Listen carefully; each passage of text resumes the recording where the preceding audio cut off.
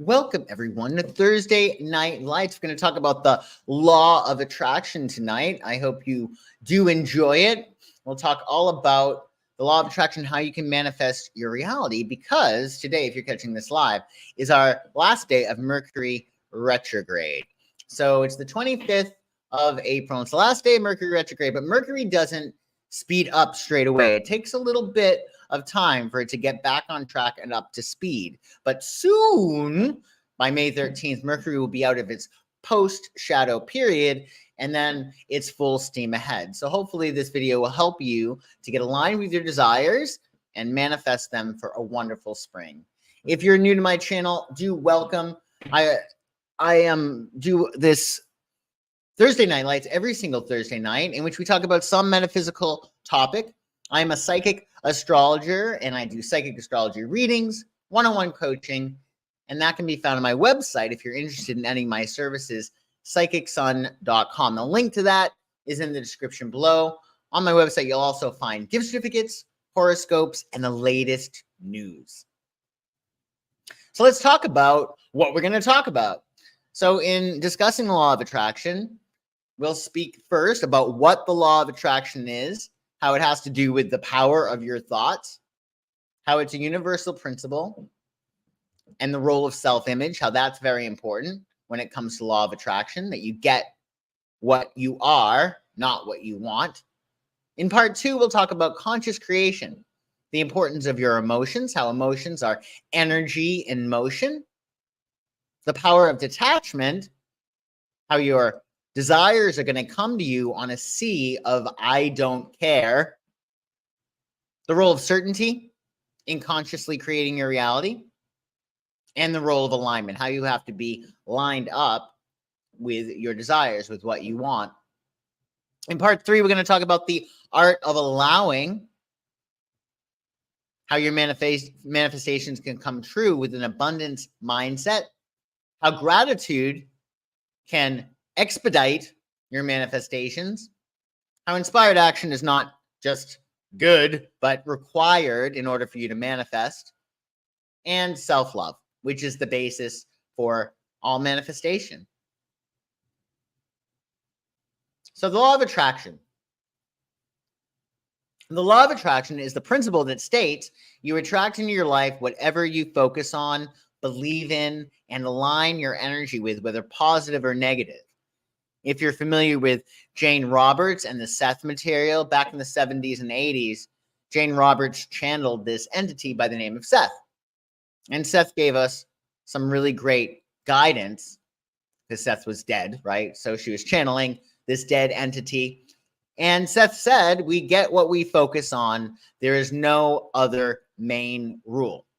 So when you are focusing on something that doesn't feel good, do whatever you can to pivot and change the subject, because not just with law of attraction do you attract what you already have, so to speak, but you also attract more thoughts of a like nature. So you want to make sure that your thoughts are as positive as possible. Hey, Casmar, nice to see you. Thank you for joining. Hi, Sin. Nice to see you. Thanks for joining, Sin. I was in your dreams last night. Wow. I'm flattered. I'm flattered. Be sure to tell me if it's safe to. I'd love to know what was happening in the dream. So you get what you focus on. There's no other main rule in the law of attraction. So Tesla said, if you want to find the secrets of the universe, think in terms of energy, frequency, and vibration. So energy is the ability to produce change, right? Frequency is the number of occurrences in a repeating event. It's like waves. And vibration, everything has a vibration at a molecular, atomic, or subatomic level. So think of everything in the universe really is in terms of energy, its frequency, and vibration. Everything has these things. And you do too. And you can change your energy, frequency, and vibration to get what you want. So A, the power of your thoughts. Your thoughts are really extremely important, because your thoughts create your feelings create your vibrational state. That's what you broadcast to the universe, and that's what you attract. So your thoughts are the blueprint of your reality. So you don't want to ever give yourself the luxury of a negative thought, because like thoughts are going to attract like thoughts, right? And whatever you're thinking about, your imagination, it's life's coming attractions. That's why you always want to focus on the best case scenarios. You never want to say, well, worst case scenario, if this happens, because then you're introducing that. You're introducing that timeline. When you're thinking about something that you want, well, this would be great if this happened, but also it would be nice if this happened. You want to think of alternatives that are just as satisfying.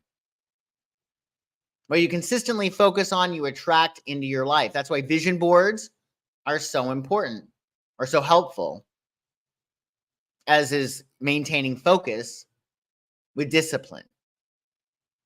Obviously, sometimes things go awry, right? But it's a matter of keeping it in context and saying, oh, but this is going well. You always want to focus on what's going well. So if you have few things in your life that are going poorly, but one thing is going well, if you focus on the one thing that's going well, that's going to bleed over into your other areas of life. So think of it as a stuffy nose. You've all had a stuffy nose before. It's horrible, right? Hey, sunflowers, nice to see you. Stuffy nose is horrible, but if you have a stuffy nose and focus on that, which obviously it's easy to focus on that, you're not realizing, well, you don't have an earache. Your neck doesn't hurt. Your legs are good. So you want to do whatever you can to be disciplined and focus on what is going well. And then more things are going to go well. Your thoughts are the seeds that manifest your desires. So just like a tiny seed can grow into a mighty oak, your thoughts are the seeds that manifest your desires. So start becoming aware of your thoughts. Are you thinking about what you want? Are you thinking about the best case scenario? Are you thinking about how things could go beautifully for you in the future? You want to just allow yourself to think about the ideal reality that is ahead of you. Hey, John Morgan, nice to see you. So don't give yourself the luxury of a negative thought if you can help it. Focus on what it is that you want, as that's what you're going to attract. So the law of attraction is a universal principle. It's pretty logical, right?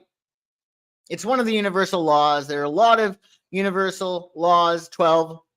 There's the law of oneness, the law of cause and effect, the law of relativity, the law of polarity, etc. And the law of one is really key to the law of attraction. So we are all one. We're all one. So when we're talking about it being a universal law, it's a matter of you're very much connected to everything that it is that you want. What you want wants you, right? So what you want to do is focus on what it is that you want, and you want to allow yourself to become one with it, so to speak, so it and you are the same thing. And if you're feeling there's a discrepancy between what it is that you want and who you are, well, that means that you're not in resonance with what it is that you want. But it's a universal law. It's a universal law, and it operates on the basis of your energy and your frequency and your vibration.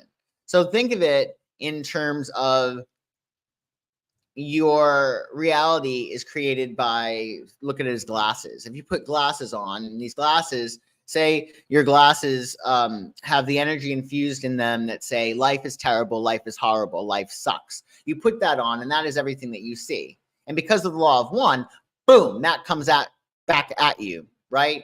Because you're projecting that. So life is essentially a big projection. Whatever you're projecting, whatever you're feeling, whatever you're seeing comes back to you straight away. So you want to think about, what glasses are you putting on? Are you putting the glasses of everything always works out for me? Are you putting on the glasses of this is an abundant universe? Are you putting on the glasses of everything that I want is mine? You want to be very careful as to how you're seeing the world, because that's exactly what you're going to get back. Perception is going to create your reality. And like attracts like. So whatever you are broadcasting is going to come back to you, because remember the law of one, we're all one. So your relationship with something and how you see that something comes back to you, if that makes sense. And the law of attraction, it being logical, think of birds of a feather. Well, they flock together. If your child was hanging out with a whole bunch of drug addicts, a part of you would think, I might want to find out what the hell my son is doing, right? Because you're logical and you know that like attracts like. Like if your son was not into drugs or a straight A student or really focused on his athletics, he's not going to be hanging out with a bunch of drug addicts, right? So think of it that way. Like energy attracts like energy. It's really that logical notion. One of the most important things in terms of law of attraction and getting whatever it is that you want is the thank you, mate Murphy Spool. I appreciate it. You're honest. So the role of law of self-image is really big in terms of law of attraction. Everything is a reflection. Everything is a reflection of your inner world. There's this quote, I think it's by Jane Roberts: if you nourish the fields within, you'll create abundance wherever it is that you go. So it's all an internal job. The more you can focus on the internal landscape, that is going to be reflected outside of you. You manifest what you believe you are worthy of. So we essentially don't get what it is that we want. We get what we believe on a deep subconscious level, what we think we deserve. Abraham Hicks always says, you don't have to work hard to manifest. But if you believe that work produces results and you do have to work hard, well, yeah, you do have to work hard because your beliefs create that. Think of it in terms of getting an award, right? Say you're up for a trophy for something and you're the one you're focusing on every single day. It's exactly what you do first thing in the morning, last thing at night, in between. You're eating, breathing, sleeping, this one thing that you want. Well, you've made these sacrifices. So what's happening is you're giving yourself that ability to let it in, because you're allowing it in because a part of you is feeling, well, I've done the work. And that sacrifice is really, really key. Not because sacrifice necessarily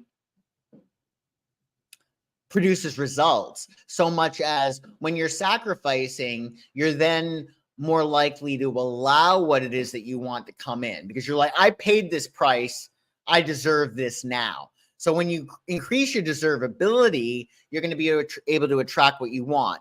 However, it's more practical to look at your natural deservability by being an abundant person in this universe, as opposed to, well, if I do this, this, and that, I'm going to deserve it.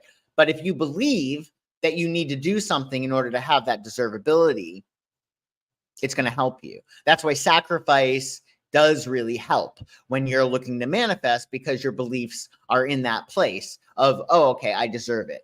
So you get what you believe that you deserve, essentially, and what you're worthy of. And your self-image determines what aligns with your vibration. So you don't attract what you want, you attract what you are. Meaning, if you feel as if you deserve something, if you feel that you are everything energetically that is what it is that you want, you will get it. And that's why your thoughts are so important, because you're focusing on what it is that you want, and that energy is coming all around you, right? It's running through you. It's part of your aura. One thing that might help you is to look at somebody who has what you want and think, what might their beliefs be? So say you have a friend and she got married to this awesome, awesome guy. Well, you want to think, what does she believe? She believes that she's worthy of it. She must believe that she's beautiful enough for him. She must believe that she deserves love and that she is worthy of a relationship, right? Same thing with being really, really rich or scoring a really, really great job. right? That person must believe that they deserve it. They believe that it's them, that it's natural for them. So you want to make sure that whatever it is that you want, are you feeling like it's a natural extension of who you are? It's just matter of course, right? So your beliefs are really key. And one thing to remember is that everybody is you pushed inside out. Hey, Dixon Sider, nice to see you. Everybody is you pushed inside out. So one thing that is kind of cool, it's not how I see you. It's not how you see me. It's how I think you see me. Because we're all telepathically sending each other messages, right? So if you're in a job interview situation and a part of you is like, oh, geez, I really, really want this job, but I don't think I'm good enough. You're sending that signal to your interviewer, right? And then she's going to come back and I don't think that this guy's the right person for the job, right? So everybody is you pushed inside out. So if somebody is treating you poorly or not giving you the respect that you deserve, yes, they're not off the hook for doing that. But you also have to look at yourself and be sort of like, okay, well, what part of myself is this person reflecting back to me? Like in fiction, for instance, you have a main character and all the different characters bring out a different aspect of that main character, right? So the mother of this main character brings out their protective nature, or the spouse brings out their sexy nature, let's say, right? The same thing with you. Everybody that you wind up meeting is you pushed inside out. So if you're meeting somebody who's reflecting back to you something negative, you got to search within and say, okay, well, I must have this aspect that I believe about myself. Might be very subconscious, right? So it's all about making sure that you are unconditionally self-loving within yourself. And if you do that, you're not going to experience a lot of blowback from other people because they're not going to reflect back to you your negative self-image because you don't have a negative self-image. So your self-image is everything. You don't get what you want, you get who you are. So you want to not change the external circumstance. You always want to change the internal. How can you feel natural having what it is that you want? And also deciding who you want to be. Alan, one of the aliens that I listened to, he says it's just very, very simple. You decide who you want to be. And he says that we essentially make decisions as to who we are every moment of every day. We're always making a new decision, even if it's a consistent decision. It's a decision we're making. So you decide who you want to be. You trust that that is the right decision. And then you act like you trust the decision, which is decision maintenance. So you want to change yourself, not external circumstances. Because when you're changing yourself, you're going to change your self-construct, your self-image, and then you're going to attract. You want to change your self-image to be somebody who has $1 million, who has found the love of her life, whatever it might be. So you want to allow yourself to really tap into the imagination so you can come from that place of having already received. You want to think from the wish fulfilled, as Neville Goddard might say. So you want to think, oh, if I had what it is that I want, how would I feel about myself? What would my self-construct be? What would my self-image be? If you can be consistent in that, you're going to attract things that are aligned with that vibration. So part 2, conscious creation. Conscious creation is the intentional use of your thoughts, beliefs, emotions, and actions to manifest your desired experiences and outcomes in life. So essentially, we're all creating our own reality. But most of the time, we're doing it by default, meaning we're not saying, oh, I want to get sick, and we get sick. Or we're not saying, oh, I want to get a flat tire, and I get a flat tire. It's a matter of what's happening is we're creating it on a subconscious level, right? For instance, say, flat tire example. Oh, I don't want to go to work today. Geez, this is going to suck. I have this meeting with my boss. It's all going to go wrong. Bam, you get a flat tire. Well, you created that, right? You gave yourself an out because you create your own reality. But when you're consciously creating your own reality, you can get ahead of it. So you have that meeting that you don't want, then you can smooth things over in your brain Oh, it might not be that bad. I know I have to reframe this meeting that I have with this boss. Maybe it will go better than I expect. Doing whatever it is that you can to set yourself up for success. Because we're always going to be creating our own reality. And you want to just do it consciously. And if you find yourself thinking things that are negative, well, you want to do whatever it is that you can to get ahead of it and change the story, because you don't want to deal with any strife, right? So conscious creation. One of the most important things about conscious creation is your emotions. So emotion is energy in motion. It's what makes us go, right? And it really is what inspires our lives. People don't make decisions, they say. They don't make decisions logically. They make decisions based on their emotions, and then they back them up with logic. But emotion is energy in motion, so it's what gets us from here to there. And what we always don't realize is that if you've experienced any trauma or difficulties in life, because emotion is energy in motion, you may be addicted to those negative feeling emotions because they put you in that state of flow. They give you energy, emotion, right? So you might want to think about those stories that keep popping up. This always happens. I always wind up having this happen to me. When we say something like that, well, it's a paradigm, right? And what's happening is we're addicted to that old emotion that we don't want, but we're addicted to them. So you want to start getting addicted to good feeling emotions, not feeling betrayed or unhappy or left out or scorned. You want to get addicted to those emotions of joy and happiness and peace. And peace of mind really is key, but that's really, really big. So emotions are energy in motions. Oh, thank you, Casmar, so much for your super chat. Is it all conscious? Can you explain what specifically that you're asking?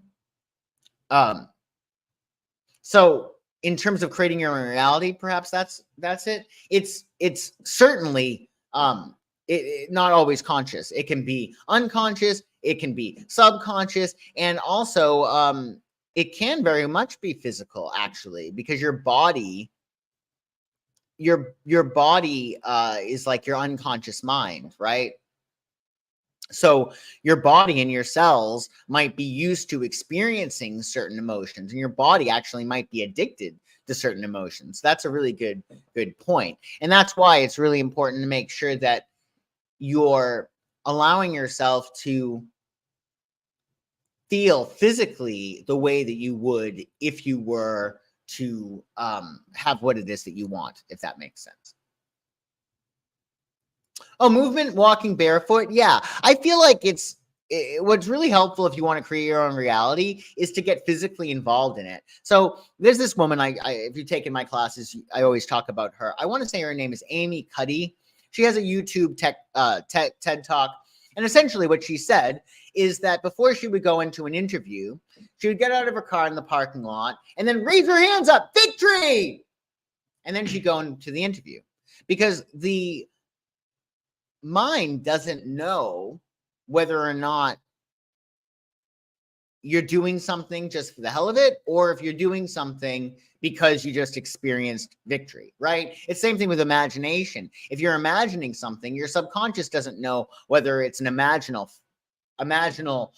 thing or whether or not it actually just happened. So if you can get your body to move in the way that it would if you had victory, if you were madly in love, if you had millions upon millions of dollars, that is going to absolutely help you. I would say walking barefoot makes sense too. Like anything you can do you want to experience your body in a different way. And meditation is going to be really helpful for that too. Thank you for your super chat and question. So emotions are energy emotion, and they're super important. You want to be in the mood to make $1 million. You want to be in the mood to fall madly in love. You want to be in the mood to have a great day, right?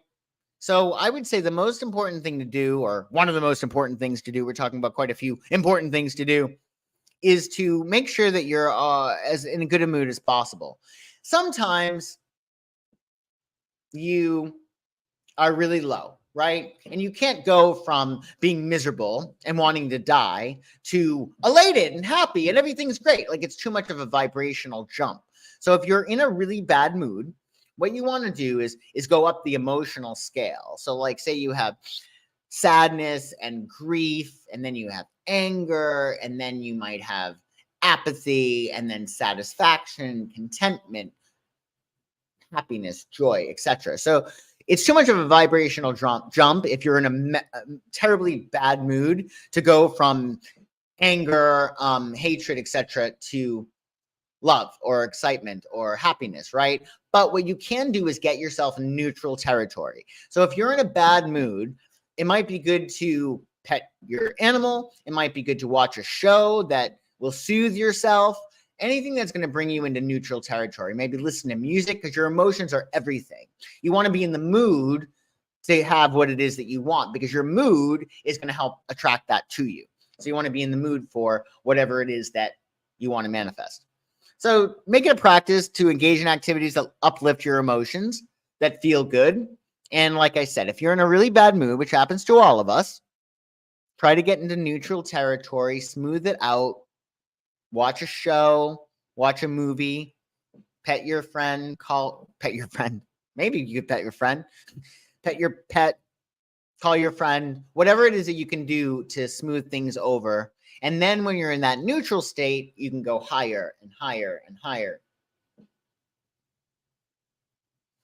Now, although emotions are important, detachment is also important. You've got to detach. You got to detach.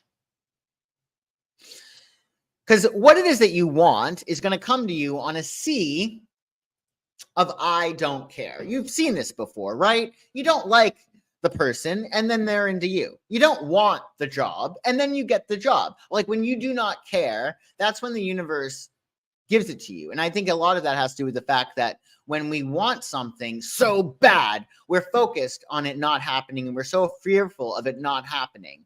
And we create a lot of resistance, right? And it just kind of feels weird, right? Like, so say you're up for that job and you're like, I want this job so much. I mean, the person who is interviewing you is going to think you're a nut job, right? Or if you're interested in somebody romantically, she's going to think you're crazy. She's going to really be worried, right? So when you're detached, you don't care, and you're fine with or without it. That's why with law of attraction, it's important to make sure that your happiness is not contingent on any external circumstance, right?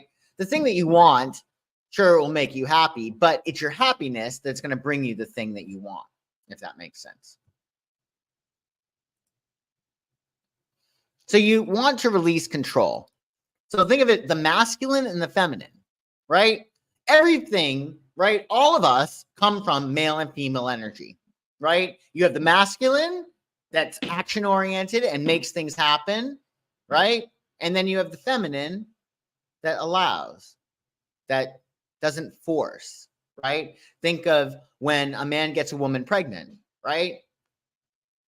He gets her pregnant. He's taken his action. And for the 9 months, she's pregnant with her baby. She's not, when are you getting out of here? She's not like screaming at her stomach.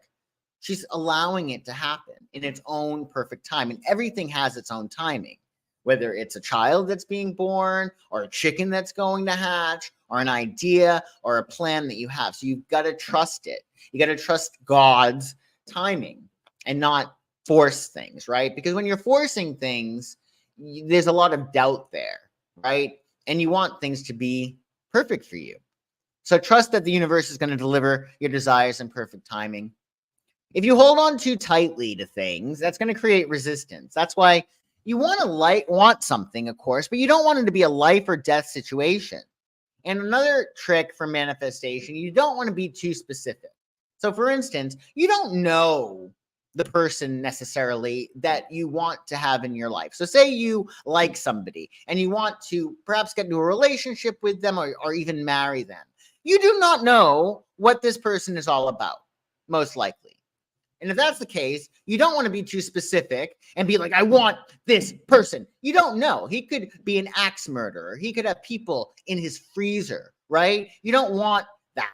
You want to be more general. I want somebody who can cook. I want somebody who's good in bed. I want somebody who's respectful, whatever it might be. You want to go general. Same thing with things like apartments or homes. I want this home on this street, this home, 202 West Ave. Well, you don't know what's in 202 West Ave. Like, don't be too specific, right? There might be something that's even better for you. What if the universe is going to get you that home, and next door to that home is going to be the love of your life?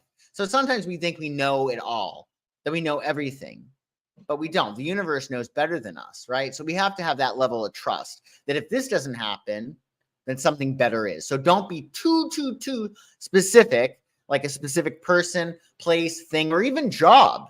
Don't be too specific because you don't know what might actually be there. The universe knows better than you. So you want to go general if you can. You know you want a job. You know you want a relationship. You know you want a lot of money, but don't be too focused on how and what it is that's going to come to you that is going to bring you your desire, if that makes sense. Can bad things end up being good? Absolutely. Absolutely. Yeah. In fact, because we're creating our own reality, including those bad things that wind up happening, it's a good practice to label everything as good. Oh, I spilled maple syrup all over my white shirt. Good. Maybe I wasn't supposed to wear white today. Maybe now that I'm wearing blue, I'm going to be matching this person that I like, and they're going to be more into me because we're wearing the same. I don't know, anything like that, right? You want to do whatever you can to label everything that happens as good. Get in the habit of labeling it as good. Obviously, this is difficult, right? But if you allow yourself to label things as good, you're going to derive positivity from them. So all circumstances are inherently neutral. We are the assigners of meaning. Somebody loses their job, for instance. That's very traumatizing to this person, right? They could really have a problem with that. And another person, they lose their job and they're like, oh, freedom. Great. Now I get to start my own business. I get to do what I want. I get my severance. It's the same situation, right? But they're applying different meanings. So you want to assign positive meaning to as many things as possible. Because if you assign positive meaning to an inherently neutral circumstance, you're going to derive positive results, if that makes sense. So yes, bad things, mishaps can lead to good things. Hey, Common KView, nice to see you. I hope you're doing well. So holding on too tightly can create resistance and delay manifestation. So allow yourself to relax. Nothing is a life or death situation. You also have to be certain. You've got to have that level of certainty when you're trying to leverage the law of attraction. So you want to believe and have trust that things are always going to work out for you. So, for instance, you're always trusting in something. So why not trust in what it is that you want, right? Trust that things are going to go your way. So even if you're trusting that everything's going to go to hell and everything's going to be terrible for you, you're trusting in that. So you may as well trust that everything's going to work out to your liking, that everything's going to work out for the best. And you want it with your desires, you want to just see it as done.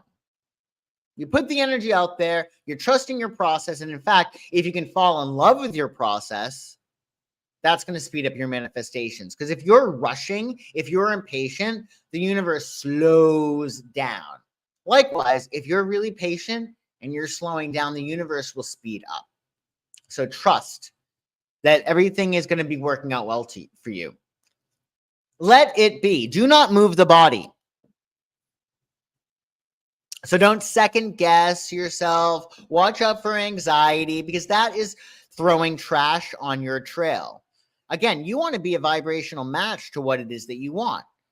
If you had complete certainty, you're not going to be neurotic about it. You're going to know that this is going to happen in God's time, and you're going to trust that. And you want to have a certain divine nonchalance. about things. You want to act, of course it's going to happen. It's already happened, right? Because all time is happening simultaneously. So the more you can tap into that vibration of, oh, this already happened. And the best thing that you can do, I guess we're talking a lot of best things you can do, but one of the other best things that you can do is look at what it is that you want or any problem that you have and ask yourself, okay, if I had what I want or if this problem was solved, what would I then do? Because then you're getting ahead of it and you're not in that vibration of, oh, I have this problem. Sometimes we like bitching and complaining about our problems and spinning in our own shit, right? That is not helpful. I understand you sometimes have to. You got to vent. And I'm not suggesting you pretend that everything's fine. I'm saying that you want to let your emotions, if you're having difficult emotions, you want to let them flow through you and let them go.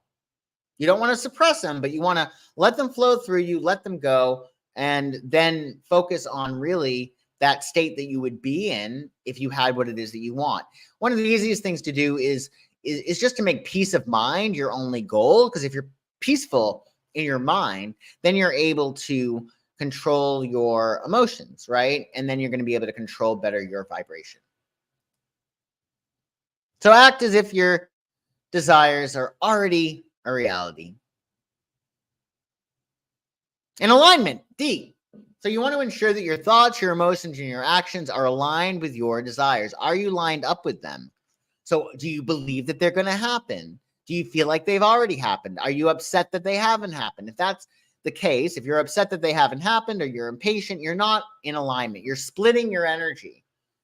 There's a part of you that is saying, I want this, but I don't believe that I can have this. And because you're creating your own reality, it's going to create resistance and you're not going to get what it is that you want. So you want to have body, mind, and soul all going in the same direction. I want this. And you want to bring it all together and focus all your energies there in that one spot. So incongruence between what it is that you want and what it is that you think you can have, etc., that's going to create resistance and slow down your manifestations. And you want to align yourself with the energy of your desire. Are you acting like that person who has what it is that she wants? Are you doing what that person would do if you had what it is that you want or if it was on the way, right? And part 3, the art of allowing. So the art of allowing is the practice of aligning yourself with the natural flow of the universe, letting go of resistance, embracing the present moment, which allows your desires to manifest with ease and grace. So your greatest power is in the now. Your point of power is in the now. That is where you are most powerful. And it also is what is going to keep you from getting neurotic or depressed. If we're worried about thinking about the past, usually we're depressed or sad. If we're worried about the future, we're anxious. Your point of power is in the now. So that's why meditation is super important, taking deep breaths, being mindful, and allowing yourself to stay in that present moment and relish it. And the more you can be in that present moment, the more powerful you're going to be, because then you're going to be also able to control your thoughts, which are going to control your emotions. You're going to control your vibration and your actions and what you wind up attracting. So with the art of allowing, it's about having an abundance mindset. So there's plenty for everybody. We live in a very abundant universe. The universe is awash with abundance. There is plenty. There's plenty. It's those people that believe in scarcity. Well, that becomes an apparency and they then experience scarcity. But we live in a very abundant universe. And what's really funny is that the more we attract abundance, we need less, or we realize that we need less than we thought. Have you ever had like a bill that you were really, really worried about? And then you finally decide that you're going to pay the bill and you're like, well, what was I worried about? This isn't that big of a deal, right? So when you're in that space of abundance, you actually realize like, oh, I had this all along. And if you're in that space of scarcity, everything becomes a challenge. There's not enough of anything, right? So you want to take note of all the abundance in the universe, all the greenery that's around, the plenty of air that we have, the companionship of friends, of animals, right? All of the abundance in the world, right? All the water, etc. Because if you can become conscious of that and cognizant of that, then you're going to experience more abundance in every area of your life. One of the things is that fulfillment comes from sharing and contributing with others. This is a story I heard a long time ago. There was this guy, and he was just this huge traveler. He just traveled all around the world, every place that he could possibly go. But he also had a value. He wanted to be a family man. He wanted to get married, and he wanted to have a lot of kids, and he did. So now he has this travel bug, and he has all these children and this wife. So how does he get the things to come together? Well, he makes it happen. How is he possibly going to maintain his love for travel and see more places with all these children? He manifests it because he needs that, right? He wants to achieve all of his values. He wants to fulfill his values, his love of travel, his love of his family, and he doesn't want to abandon his family for long periods of time. So when you have enough whys, the hows take care of themselves, right? Because he has these children, he wants to travel with them, his whole family. You manifest it. And one of the other secrets of abundance and manifestation is to not do it just for yourself, right? If you're thinking, oh, I want $1 million because I want a Maserati and I want, 3 homes and whatnot. Sure, that can help you to manifest, but it might be better for you to sit back and think, oh, I could totally help this person who's just gone through such hell, or I'd be able to send my child to college without him having to worry about the tuition. When you're thinking of that place of sharing and you're being more open and you're thinking about how can I share? Well, the universe shares with you, right? Because it's a law of attraction thing. If you're a sharer, you're going to get sharing back. If you're stingy with yourself or other people, you're going to experience the universe as being stingy with you, right? So one of the smartest things to do is to think about how you can give to other people in whatever capacity, be it monetary things or compliments or just love and good vibes. So be generous and share, because then you're going to be aligned with sharing. And if you're a sharer, the universe is going to share with you, right? So that'll help as well. And that's where fulfillment comes from. I mean, that joy of giving, right? And embrace an abundance mindset and trust in the unlimited supply. Look around and see how everything is so abundant, how there's so much of everything. Even when we have lack, we have an abundance of lack, right? So you want to look at all the abundance that you have in your life everywhere. And then, of course, the magic of gratitude. This is probably the smartest or easiest thing to do. Gratitude is the most powerful force in manifestation. I think if we were all smart, we would start our day with gratitude. We'd have gratitude for our lunch and we'd have gratitude for our supper. Because what gratitude does, it puts you in a state of receivership. Like you've received. You're coming from, remember, our self-image that we had previous slides.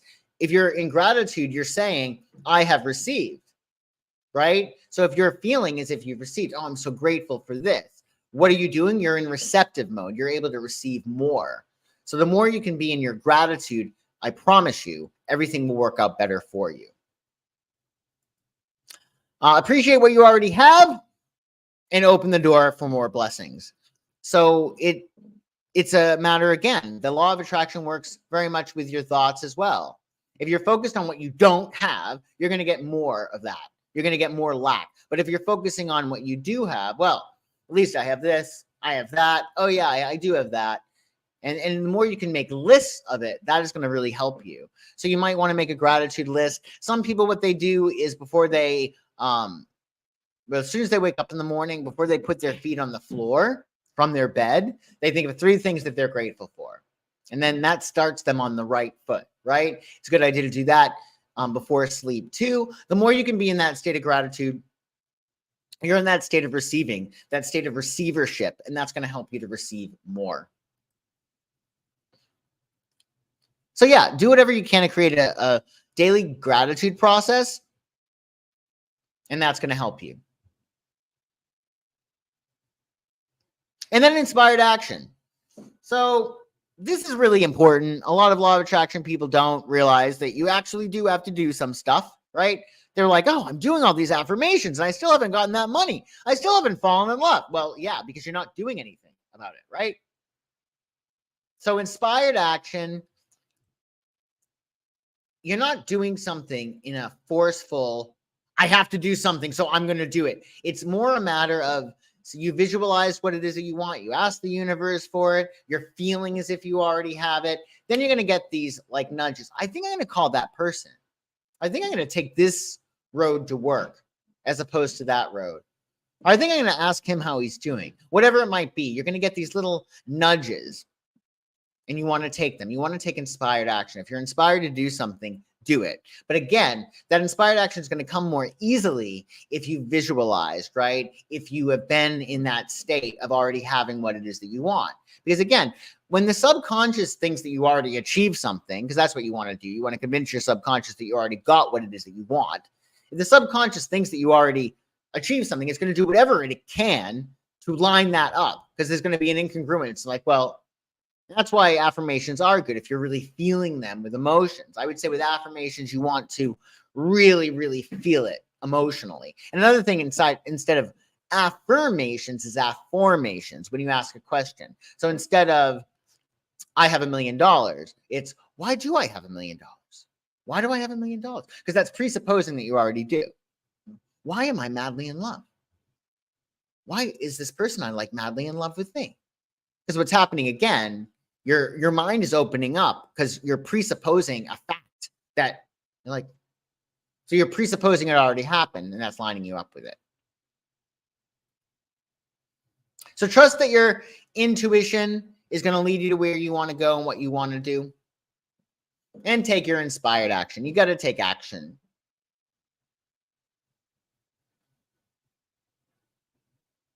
And self-love. Our third and final part, the art of allowing, is self-love. Loving and accepting yourself unconditionally is the foundation for all of this.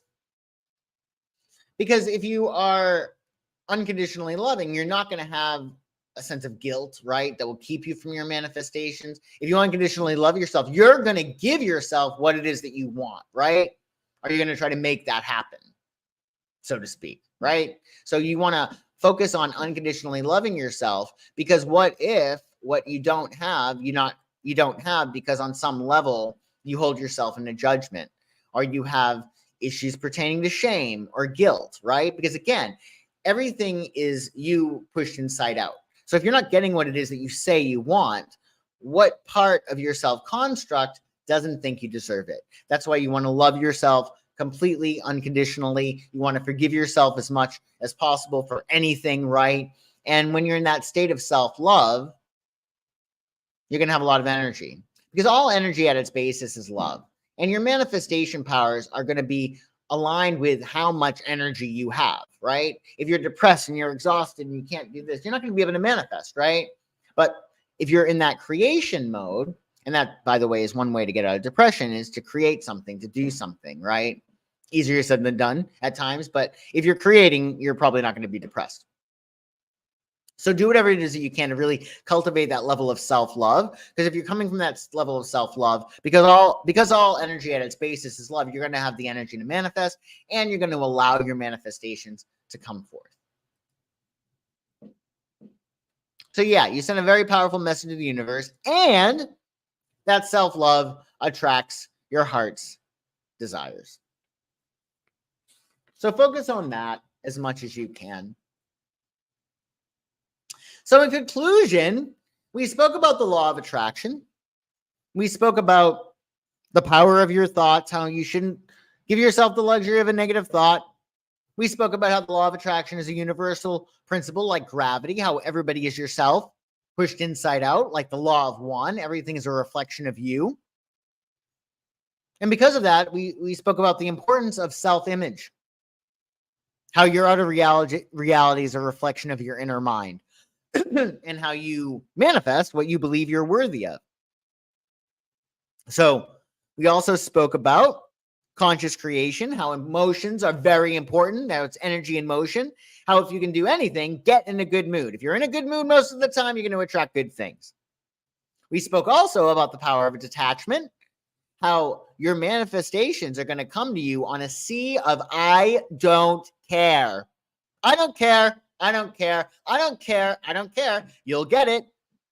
You'll get the job. You'll get the romance. You'll get this. You'll get that. I don't care.